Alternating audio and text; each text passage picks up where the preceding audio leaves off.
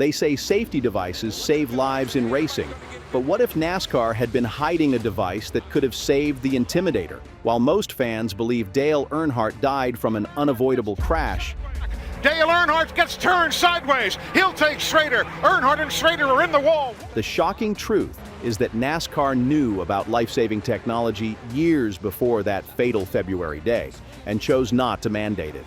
This is the story of how NASCAR's own safety negligence killed the sport's greatest legend. I just hope Dale's okay. I guess he's all right, isn't he? Dale Earnhardt's death on February 18, 2001 wasn't just a racing accident. It was the predictable result of NASCAR's deliberate decision to ignore proven safety technology that had already saved dozens of lives in other racing series. The device was called the HANS system, head and neck support, and by 2001, it had been preventing Basilar skull fractures in open-wheel racing for over 5 years. But NASCAR didn't want to hear about it. The HANS device works like a seatbelt for your head. During a frontal impact, your body stops with the car, but your head keeps moving forward at 180 miles per hour. That violent whipping motion tears the arteries at the base of your skull, the exact injury that killed Earnhardt, Neil Bonnet, Adam Petty, and Kenny Irwin Jr. The HANS system transfers that deadly load from your fragile neck to your much stronger chest and shoulders. Dr. Robert Hubbard knew this technology could save lives because he'd already watched it work miracles in Formula One and IndyCar racing. His friend Jim Downing had died in a racing accident in 1981 from the same basilar skull fracture that would later kill Earnhardt. Hubbard spent the next 15 years developing the HANS system specifically to prevent these deaths. By 1996, the device was proven and available. Formula One mandated it. IndyCar mandated it. Even lower-level open-wheel series were requiring drivers to wear HANS devices. But NASCAR, they called it optional equipment. Here's what NASCAR didn't want you to know. They had conducted their own internal testing of the HANS system as early as 1998. Their own safety team confirmed that the device would prevent the exact type of injury that had been killing NASCAR drivers.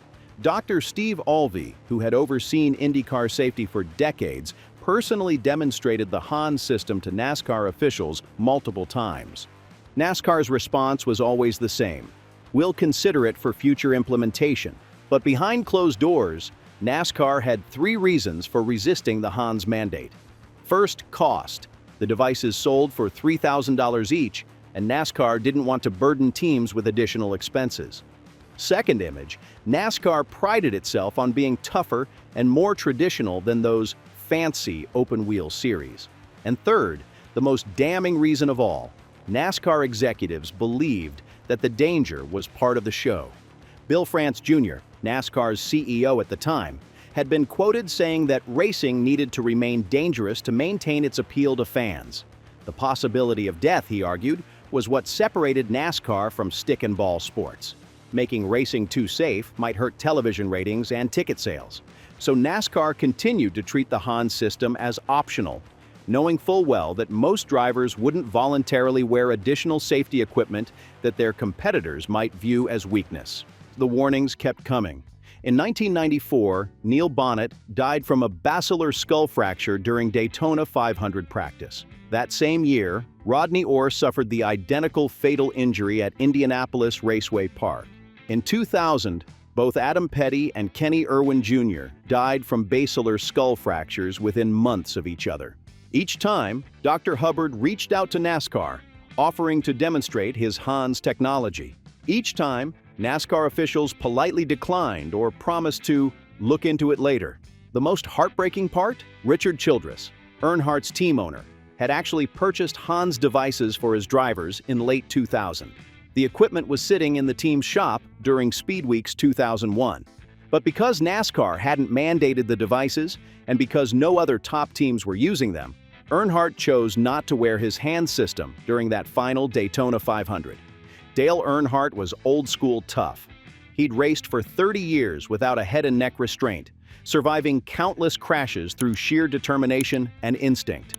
The idea of strapping on additional safety equipment that the sanctioning body itself wasn't requiring, went against everything Earnhardt believed about racing. February 18, 2001, lap 180 of the Daytona 500.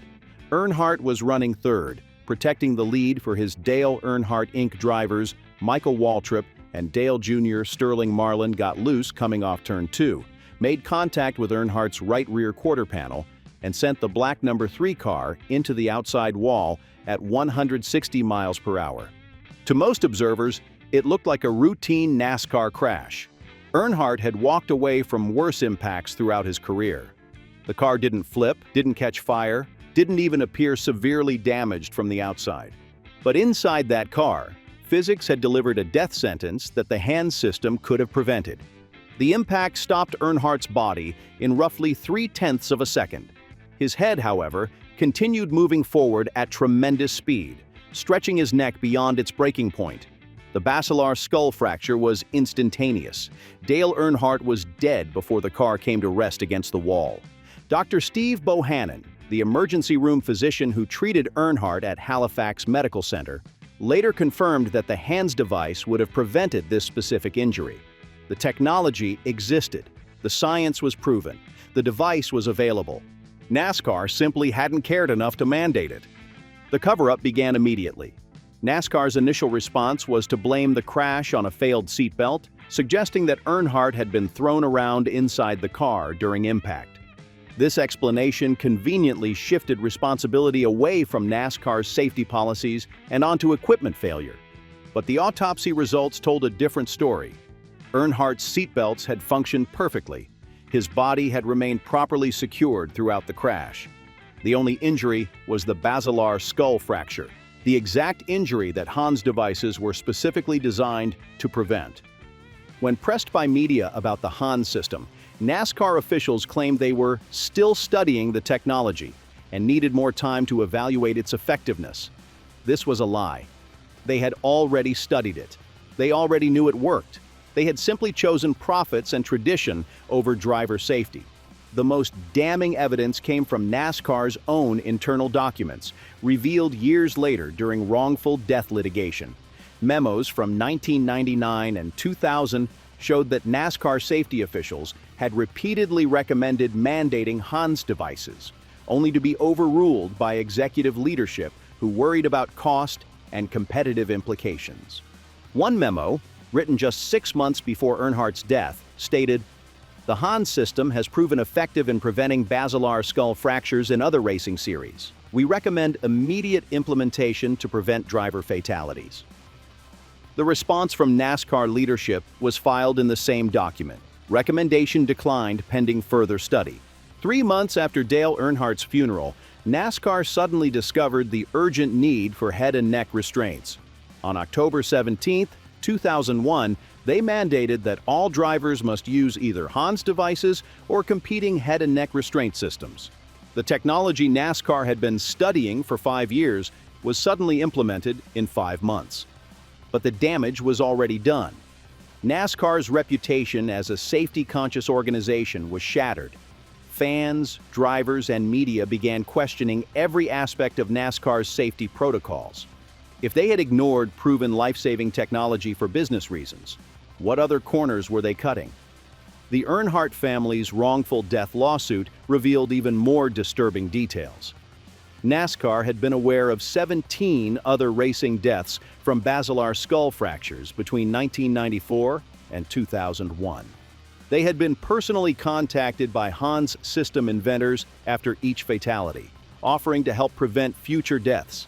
Each time, NASCAR had chosen to maintain the status quo rather than confront the uncomfortable truth. Their sport was killing drivers unnecessarily. Dale Earnhardt's death changed everything, but it shouldn't have taken the Intimidator's life to force NASCAR's hand. The technology existed. The science was proven. Other racing series had already saved lives with mandatory hand systems. NASCAR chose to let their drivers die rather than admit they were behind the safety curve. Since mandating head and neck restraints in 2001, NASCAR has not lost a single driver to basilar skull fracture. Not one. The hand system and its competitors have functioned exactly as Dr. Hubbard promised they would. preventing the type of injury that killed 5 NASCAR drivers in 7 years. But those 5 drivers, Dale Earnhardt, Neil Bonnet, Adam Petty, Kenny Irwin Jr., and Rodney Orr, didn't have to die.